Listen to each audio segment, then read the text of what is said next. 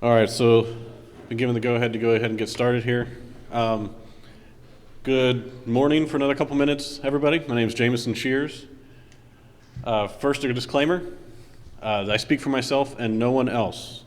And what you're about to hear is not technical at all. If you're here looking for some kind of technical talk, you might want to go check out one of the other ones.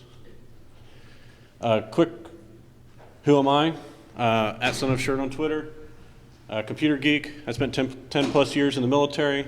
I have 10 plus years of professional info experience. I have a BS in social sciences, MS in info resource management.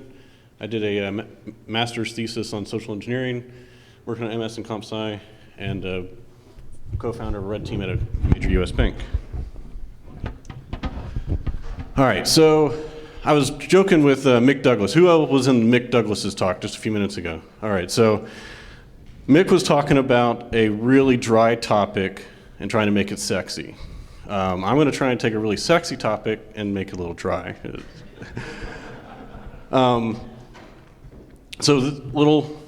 I going to talk about today? Social engineering. We're going to talk about a little bit of social psychology. A key debate, I think, in the social engineering discussion. Way we can use social engineering, some FUD, other stuff, and what can we actually do about it. All right, so let's level set. Let's take out what a definition of social engineering is. So here's some definitions. So Wikipedia, August 2010, practice of getting information. What's interesting is a year later they actually have a different definition. That's Wikipedia for you.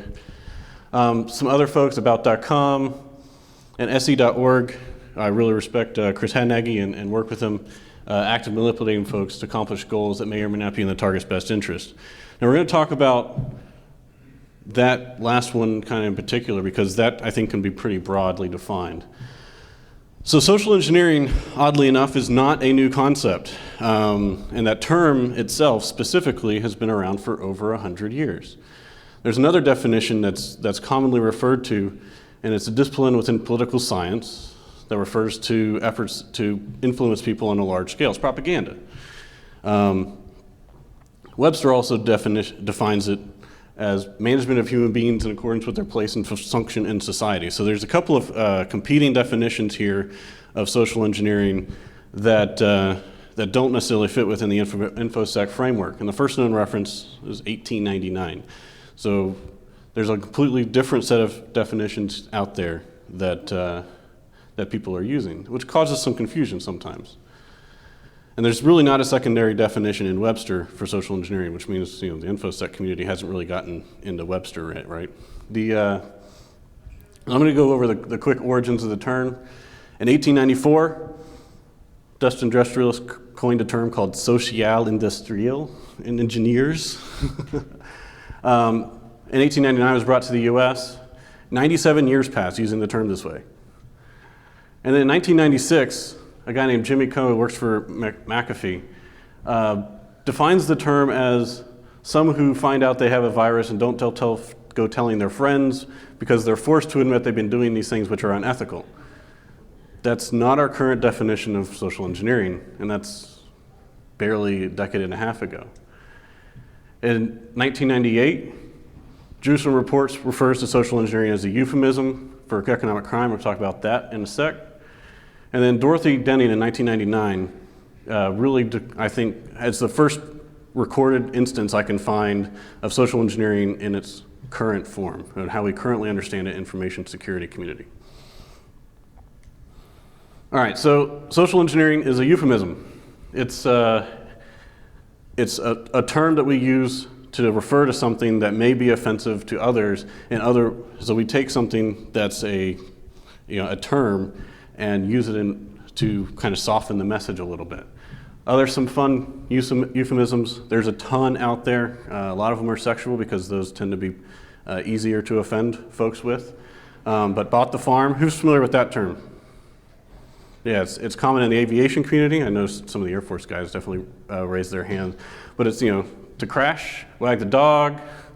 That's another one that's out there, and especially in political circles. Pwn is actually one we use here in the information security community, that anybody outside of the information security community wouldn't understand and wouldn't know what that means.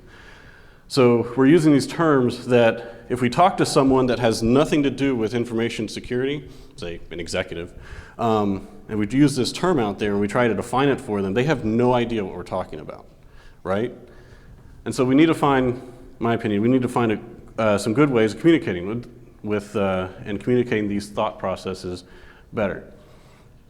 So what is the term social engineering masking when it comes to information security, right? Because the whole point of a euphemism is to mask something that might be offensive. Well, cons, right? So we know social engineering by other terms, and those have been around for a long, long time. Confidence games, scams, a hustle, grifting. Everybody watch the show Leverage? Fun show. It's a fun show about doing evil things, and they have a person on their team that's dedicated to what we would term social engineering. Only they don't use the term social engineering. They use grifter. That's what they refer to as. So we also know social engineering by their faces. Who knows who this guy is? Who is he? Frank Abagnale. That's right, Frank Abagnale Jr. You probably also know him by that face. He's the guy in the Catch Me If You Can, right? Now you could argue that guy was a master social engineer. He's a master con man, right? Does anybody not know the exploits of Frank Abagnale?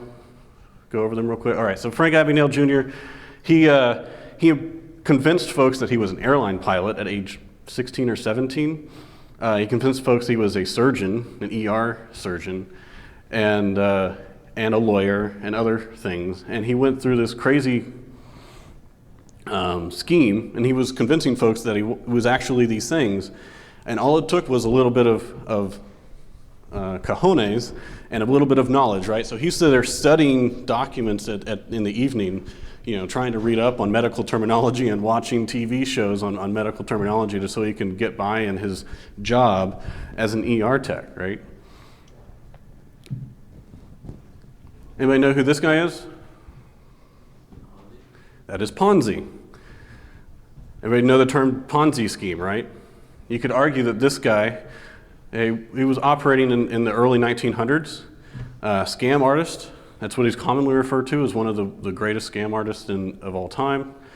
And again, you could argue that he was using, social engineering. Anybody know why I would put this up here? Anybody heard the term, I'll sell you the Brooklyn Bridge? You know that actually comes from someone who actually tried and was successful in selling the Brooklyn Bridge a lot. A guy named George Parker in the late 1800s, early 1900s, literally sold deeds to the Brooklyn Bridge over and over and over again. He made lots of money doing that. And the way he was able to do that is to getting people to believe who he was, that he was this sales guy, that he actually had the rights to sell the Brooklyn Bridge, and he did that using what we would call today social engineering. All right, so what are some key elements of what we refer to as social engineering? I would argue, based on some of the definitions that we saw above, getting someone to do something is pretty elemental to social engineering. That actually eliminates some of these things that I've heard referred to as social engineering, like dumpster diving, shoulder surfing. I've heard of both of those referred to as social engineering. No. What else does that sound like? Anybody have an idea kind of where I'm going here? If you try and get someone to do something? Leadership, manipulation. Very good. So one element that is often debated, and we'll talk about this a little later, is deception required for something to be referred to as social engineering?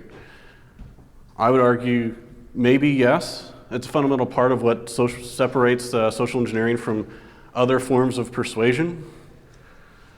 Some might argue no. Social engineering is simply convincing someone to do what you want them to do. So why is it so darn effective? Why do we fall for these scams? Why are people vulnerable to this? Well, anybody know Mike Murray? Mike Murray is a good dude. He has a talk out there that he's done and said, this is a bug. It's not a bug. It's a feature. It's a feature of the human population that we trust each other, and we're able to communicate with each other. It's what allowed us to go from that to that, right? It allows us to build civilizations. It allows us to develop as a society, and allows us to be able to communicate effectively with one another. All right, so I'm going to take a little sidebar into social psychology. We're going to talk about social expectation, conformity. All right, so social expectation. In most societies, our social interactions happen in a pretty orderly manner, right? We all drive on the right-hand side of the road. We all talk to each other in a very specific language. We all have certain expectations. You guys aren't just standing up, milling about, talking to one another while I'm up here presenting, right? That would be rude. That's a social expectation. We open car doors for ladies, right? That was a social expectation that has probably become less prominent with the whole feminist movement, but certainly when this picture was taken, in probably the 50s. So there's a social expectation there, right? Enough said. Leadership. I would argue that leaders define social expectations in the people around them, right? And that's part of what makes them a leader. So this group is really interesting, right? So I'm talking to a bunch of hackers. Now, I see a lot of black shirts in the audience, right? Raise your hand if you have a black shirt on or have worn one in the last 2 days. Right, so that's a social almost expectation and a conformist idea of this whole hacker community, right? So hackers in general, most people are sheep, right? But hackers in general take some pride in themselves of being nonconformists, right? They're the black sheep, but with black t-shirts on. So this group, everybody in certain circumstances likes to conform. All right, so I'm going to go over real quick what we're talking about when we refer to this idea of social engineering. Influence, right? So that's instilling a motivation without force and coercion. It can be very subtle. It doesn't have to be overt. Marketing folks use this all the time. Anybody knows anything in particular about the FedEx sign? That's right. We have an arrow in the middle of the FedEx sign that gives you the perception. Your subconscious picks up on that, right? And you think it's fast, they're on time, they're deliver. That's influence, but it's not actually, they're not doing anything overt there. It's just their sign. And actually, there's a lot. We'll go over a couple more later. So, anybody good with math? You know what the term up the top looks? Right. Subset, right? So we have a set and a subset, right? So I would argue that persuasion is a subset of influence, right? So influence with the added element of coercion. There's some 6 principles out there that was defined by Cialdini. You can read them for yourselves, but the element within all of them is that 1, they're effective, and 2, that they get folks to do something, right? They're persuading folks to do things that they wouldn't normally do. And I'll go over a couple of them real quick that might not be might be obvious. So reciprocation is used by marketing all the time, right? So I give you in fact, they're using it out there, right? They have the, put your business card in. If I give you an iPad, will I be able to talk to you? Or if I give you some swag, can I talk to you for 20 minutes, right? That's an element of reciprocation. Social proof is basically getting someone a familiarity with somebody, all right? So establishing a common element, all right? So anybody here football fans? All right, so now we have a social proof with the folks that are football fans, and they can start a conversation with that and start to leverage that, right? Commitment and consistency is where folks like to do and follow through on what they say they're going to do. What's really interesting about this is that folks are going to follow through on not only what they say they're going to do, but on what they're going to defend their neighbor's consistency and integrity by if you can convince me that Bob over here told you to give you something, I'm going to defend his integrity by trying to help you out with your problem, right? It's an instance of commitment and consistency. Liking is pretty obvious. It's why there's, we use attractive folks in marketing and television. Authority. This one's really interesting for someone with a background in the military. I always think of the example of the airman or the private that's sitting behind the keyboard at the network operations center, right?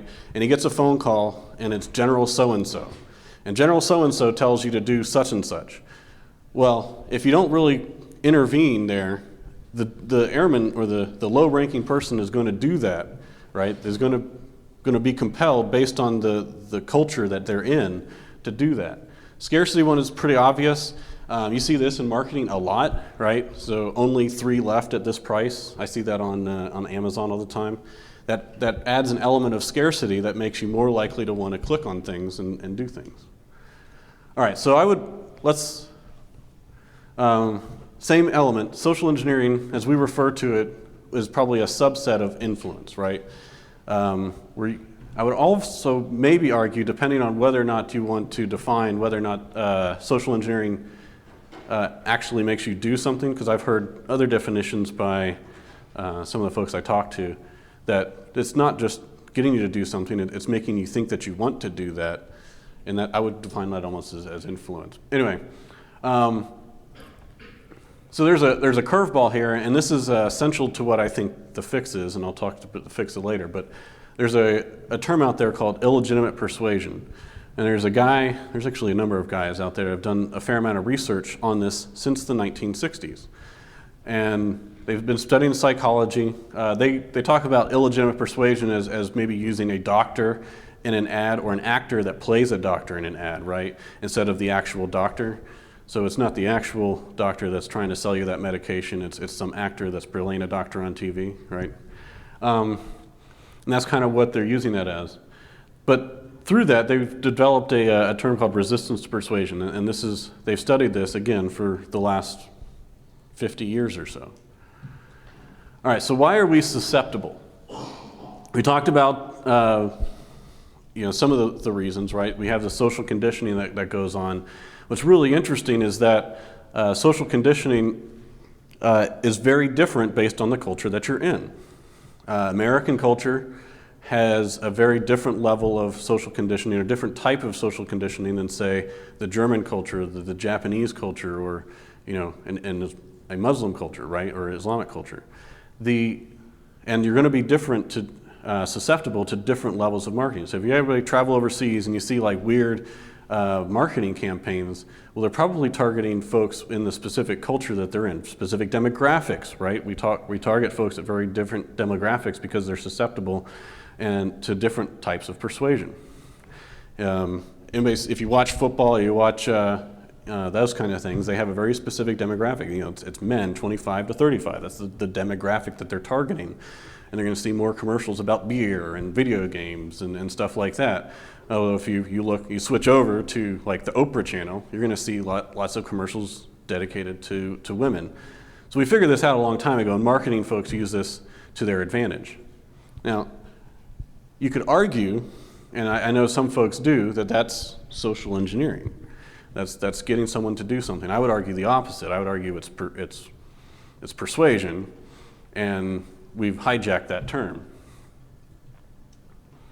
All right, so quick debate. Who thinks deception is required for social engineering to define social engineering? I see 4 hands. I'm sorry? Are you counting omission? Yes, actually. So, all right, okay. Fair amount of folks, right? Who thinks it's not required? Who thinks that you don't have to have deception? Okay, so I see some other hands. This is a debate that I've had with a number of folks in the community. So I would argue that deception is pretty fundamental to the things that are similar, right? Synonyms for social engineering. Grifting, con games. If it's fundamental to those types of activities, why wouldn't it be fundamental to a social engineering? Social engineering is just a set of influence. I can influence people without them. That's true. But what defines it? What makes it different than influence, right?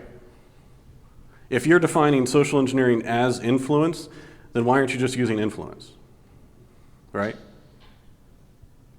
All right, so using this term in marketing. Anybody see the smile? That's pretty obvious, right? But there's also some other things that are a little more subtle. A to Z, it connects, like we have everything, right? Who sees the people with the chip dip? Right? So you got the T there and the I.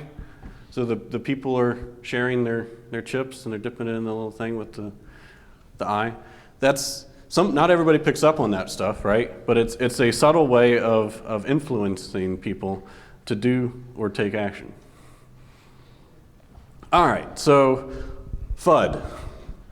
Something that was near and dear to the hearts of many social or information security specialists, right? The world is going to end, and if we don't get XYZ appliance in place, or we don't install firewall or whatever. And fear is a very powerful motivator. It's been studied pretty in depth. And we have our advanced persistent threat out there, and I actually pulled this off of a marketing page for a security company. And we use that all the time. That's okay, because other people do too, right? It's known in marketing. We have, back when the swine flu was, happening, and we had the whole flu virus and flu shots. Trying to get flu shots, right? That was a huge, really, marketing thing. I'm going to tell you it definitely was a problem, but that the medical community leveraged that and used it to their advantage to sell lots and lots and lots of flu virus. All right, so redefining the term or using it correctly. This slide is blank because I think it requires basically a bigger conversation with some of the, within the community. If we're going to be talking about this stuff, let's use the terms correctly. Let's talk about, social engineering as influence or influence correctly, right? So don't get me wrong. Social engineering is a problem that we're concerned about and need to be concerned about. And I'll talk about in a couple minutes on how we can use it in fun and interesting ways. But we need to have some perspective. We need to avoid some FUD. It's an age-old problem. It's nothing new. People have been, quote unquote, probably social engineering each other since they've been communicating with each other practically. And it is a problem that's fixable. How many people have heard that you can't do anything about social engineering except train your folks, and that's never really going to be effective? I mean, yeah, right? So I'm going to talk about, real quick, some recent examples of social engineering. This is my FUD talk for about 2 minutes. All right, so this is actually one of my favorite cases of social engineering. Anybody heard of this? No? All right, so in 2007, ABN AMRO in Antwerp had a lot of diamonds stolen. Now, what's interesting about Antwerp? Anybody know what Antwerp is famous for? They're the diamond capital of Europe, at least, if not the world. And so they had a very unique operating environment at this bank. They allowed their customers access to the vault because folks needed to go in and out to be able to go and get their diamonds, right? And they needed to do that fairly quickly. So a gentleman just sets himself up as a businessman, basically disguises himself as a businessman, goes and starts befriending the folks at this bank. And he does that for a very long time. If you could call this a long con, right? This is because he did that for a year. And he got himself ingratiated with the folks at the bank to the point that he got access to the vault. And it was very easy for them then to walk out with $26 million in diamonds. What's really interesting about this is that they had a $5 million security upgrade like 2 weeks before he actually did his deed, right? So we're building up all of our walls, right? And this guy just uses some charm to get in and get out. All right, so heard of this, right? Had a bunch of data stolen from a government contractor. I saw a quote, several terabytes of data stolen from the JSF project. JSF project is the Joint Strike Fighter F-35, for those who aren't familiar. It's a national security risk, advanced knowledge of a next-gen weapons system, and initial entry point was through social engineering, basically through a phishing campaign. Now, folks are, a particular company in particular that we'll see on the next slide is using, their skills. They're the APT, right? And they're using it as basically a security or a geopolitical strategy on catching up with to the United States in information prowess, essentially, right? So a couple years later, a particular company or country creates their own stealth fighter. All right, so 2009, you guys heard of Aurora. It's a good example of a pretty targeted attack. Someone did a lot of OSINT on these individuals, gained a lot of intellectual property, and used public information about folks to rip them off. The one thing I like about this is it highlights the social networks. Social networks have been kind of a boon for those of us that are pen testers, right? If you want to know something about somebody, just go check out their Facebook page, LinkedIn page, all kinds of other things, and find what you need. RSA, we know about that. Who hasn't heard of RSA over the weekend? All right, I'll skip past that. There are others. Epsilon, HB Gary, all victims of social engineering, one way, shape, or form. All right, so leveraging this in a pen test or in a way the bad guys do. We do this naturally, right? So some folks are just naturally predilected to social, being able to influence others, right? Some folks have the ability to charm others in a personal setting or other ways. But you can actually learn to do this as well. It's really not that hard to do. If anybody happen to participate in the social engineering CTF in DEF CON? No? Anybody not hear about the CTF and DEF CON? You have folks that are basically coming up off the street to do social engineering, and there's a lot of work that goes into that. Don't get me wrong, because they do a lot of pre-work and they do a lot of thought processes. But it actually shows pretty well, I think, how some of this happens. We apply principles of persuasion and come up with some ideas of how to actually social engineer folks. So we have the authority. Again, I talked about that, consistency and deceptive relationship. I would argue that the guy who did the ABN AMRO scam, that's a deceptive relationship, right? His whole purpose for being, into that situation was to deceive folks. Ponzi schemes are another one. Overloading, I like this one. It's buffer overflow for humans, right? We tend to fail open. And when someone gets overwhelmed with information, like I'm sure actually a lot of you guys are this weekend, if you listen to HD's talk, this was me, during his talk. He talks so fast and he talks, about things that, and he just assumes that you get it and he starts moving on. You're like, whoa. That's kind of like, it's what I would call overloading. And that's an example. He wasn't doing that to do social engineering. He was doing that because that's what he does.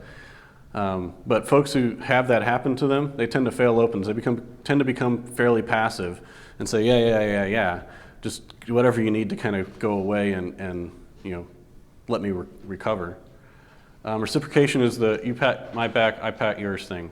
All right, so using this in a pen test, we talk about social networks. It is a gold mine of information. If you are using social engineering in a pen test and you're not looking at social networks, you're doing it wrong, because that's really one of the first places we start. Other Web 2.0 sites, right? So we got Pastebin, we got Scribed, we got all kinds of other fun places out there where people stash information that allows, that would be useful in trying to persuade them to do things. Maltego is another way. One thing I like about this concept is that social engineering is recursive, right? So if it's not open source, well, social engineer the person out of the information that you need. If it's so you can, it's recursive, and then use that in a different scam, basically. Manipulated notions to attackers' advantage. some really, really effective ones. So the stronger the emotion burns, the more likely it is to be effective, right? So we got fear, anger, greed, lust. Those are pretty intense emotions that people tend to feel.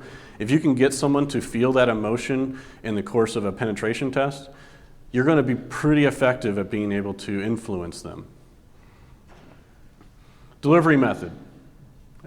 It's really just the first step, right? So getting into using social engineering is really not the end-all be-all. It can be in some circumstances. We talk about that on 4. So you can get the information directly that you're looking for through the individual, or you can use it as a first step, right? So you can use it as getting the foothold on a network, and that's what bad guys do. They get that client-side exploit, get someone to click on something, get someone to download a link, get someone to, and then fire off, and then they use that to further into propagate further into the network. All right, so this is my my set slide. Kind of a fun story. I participated in the ICTF last year, and so getting towards the end of the CTF, they opened up the networks. Before they had it locked off where you couldn't go to the other networks. So got an IRC, changed my handle basically to one character off from the administrator handle. Say, here's a hint on a flag worth 1,000 points. Cloned the website that actually where they had the submission stuff, and sent it out. Had 69 teams and 53 shells, which was a lot of fun, right? They basically we had all of the folks on. These are security professionals clicking on the link. It was fun. Thanks. Dave's an awesome guy for creating the tool, and it's very, very, very useful. If you want to know more about that, I would check out one of the books because I'm not the expert by any means. All right, so social psychology applied. So how do we actually fix this problem, right? So we talked about how we can use it as a bad guy. We talked about why it works. How do we actually fix the problem? So I would argue that social engineering is a form of illegitimate persuasion. So we talk about ways of instilling illegitimate persuasion. Now look, this has been studied since, the first article I really found on illegitimate persuasion that was published was in 1964. Now, there's a couple of ways to do this, right? So if you let someone know that a social engineering attack is coming, they're gonna be prepared for it, right? They're gonna be on guard. Like, I'm not clicking any links, right? That's not gonna happen to me. But what's interesting is that forewarning as a control drops off really quickly over time, right? So you have like this, it works for about, then it goes whoop. So, right, so the effectiveness goes down rapidly after a set period of time. Inoculation is basically giving someone a safe dose of I call this, giving someone examples, right? So this is what a social engineering attack looks like. And this is like the next step. This is what we do in most of our training sessions, right? We talk about, hey, social engineering's out there, don't click on links. Here's what a link, a bad guy link might look like. And that's actually fairly effective, but it can actually bolster someone's attitudes of resistance, think they're they're less susceptible than they actually are. And then a guy named Sagarin, Kevin Mitnick actually collaborated with Brad Sagarin to write a book, at least a chapter of a book, The Art of Intrusion. Anybody read The Art of Intrusion? Right, so chapter 10 was written in collaboration with Brad Sagarin. He actually had this idea that in order to reduce someone's susceptibility to persuasion, you have to actually dispel their illusion of invulnerability. You have to make them realize that they too are actually potentially vulnerable to this type of attack, for lack of a better term. So our current training really uses forewarning and inoculation and ignores some of the other techniques. So the most effective training is actually going to incorporate all of these techniques. So how to actually prevent social engineering from being successful. So I would argue that social engineering is a control unto itself. What do I mean by that? Sure, you need to train your employees. You need to test your employees. You need to determine whether or not they are susceptible. How do you know if the control is working if you don't test it? Auditors in the background, right? We need to be able to test the control. We need to let them know that they're being tested. This is forewarning, right? This is layering the ideas and the concepts of inoculation resistance to persuasion on top of each other to create a very effective control. And then watch your susceptibility drop. So if you incorporate all of these, you can reduce your susceptibility up to a factor of 10. What I mean by that is that you can take a susceptibility from maybe, say that you run your initial set of tests, right? So you conduct a phishing campaign at your organization, and you have a response rate of 35%. Well, over time, you can actually drop that to 3.5%. And that's been demonstrated over and over again at companies that do this. So we need to actually test folks as a control. All right, so that's more or less the end of my talk. I know I'm way under time, but some shout outs, folks that I had really good conversations have influenced this talk a lot. Mike Murray, Chris Hadnaghy, Nickerson, Roberts, I think I saw you in the background somewhere, and Dave. A couple to my buddies as well. So here's some suggested reading. You'll notice there's only one book on there that has anything to do with information security. If you want to know more about influence and how to understand what's happening to people when they get social engineered, read these books, right? So the influence, that's like the premier book. If you want to understand influence and persuasion, read the top book. If you don't read any one of the others, read the top book.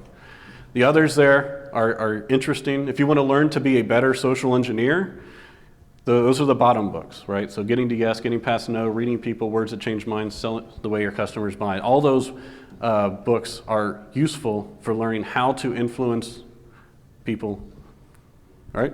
All right, so that's basically my talk. Oh, and Social Engineering by Chris Hadnaghy. That's a good book. Yeah, I didn't want to. He's a good dude. If you're not reading, if you haven't read that book and you're interested in social engineering, you should. All right, so fair winds, friendly skies. Thanks everybody for coming, and I appreciate it.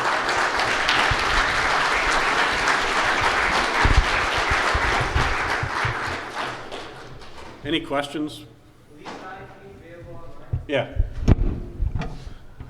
Way back, starting basic principles, you had a slide that said persuasion was a subset of influence. I agree with you. You said the differentiator was implies coercion. But is that fair? Because coercion implies force or intimidation. And I can persuade you. You really like the Aristotelian model of persuasion to debate guys and the communication of the position. It doesn't involve coercion. All right, so the question is, he has an issue with the word coercion in there as a differentiator between influence and persuasion. I would argue, yeah, that as you define coercion there, yes. I would argue that that's a valid argument. The way I kind of use coercion, it's difficult. It's influence with an element to actually get someone to do something, right? That's how I would define. Right. So that's how I would find. Maybe I poorly define coercion. I tried to use one word to get someone to do something, and maybe that was a poor use of the word coercion. But I would argue that the defining characteristics between influence and persuasion is the getting someone to do something part actively, as opposed to more subtly that influence does. Right. So influence, you can use a very subtle means of getting some. Right, and you don't even mean to get someone to do something. Right? You can just be a leader and you can be very charismatic and you don't mean to make that person go out and do something, but you've influenced them without knowing it, essentially. I think one communications class that was a long time ago, I think that realm defines persuasion as an influence that causes someone to do something. Maybe influence with intent, right? But good question. Any other questions? Yeah. Do you have any examples of overloading, like Yeah, so there's a person at a front, security guard, right? And so you have someone come up to the security guard, and they're trying to register to be a visitor, right? So you have someone else who comes in with, you ever seen the movie Hackers? Movie Hackers, right? Right, with the balloons. That's overloading, right? So that's someone getting someone so distracted. Yeah. I'm just going to scan you in. Here you go, and they basically fail open. I need you to just go away and make my life easier for the moment. Good question. Any others? No? All right. Well, if you'll come up and talk afterwards, great. But thanks for coming.